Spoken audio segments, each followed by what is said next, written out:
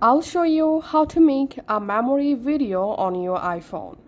Apple Photos app can automatically create beautiful memories videos using your pictures, videos, and music. No editing skills required, just follow me to create a memory video.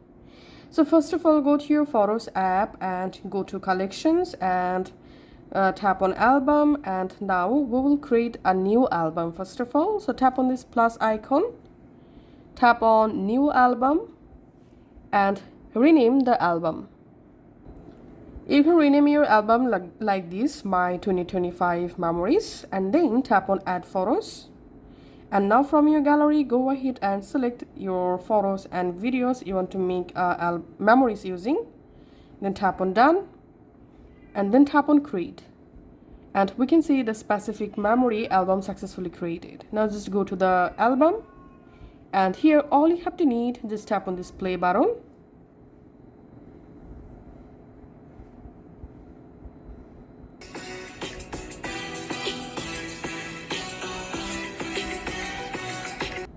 And we can see a very beautiful memory successfully created. So your iPhone will instantly create a cinematic video with music and effects once you do that. So that's how we can actually create our own memory in our iPhone. Thanks for watching.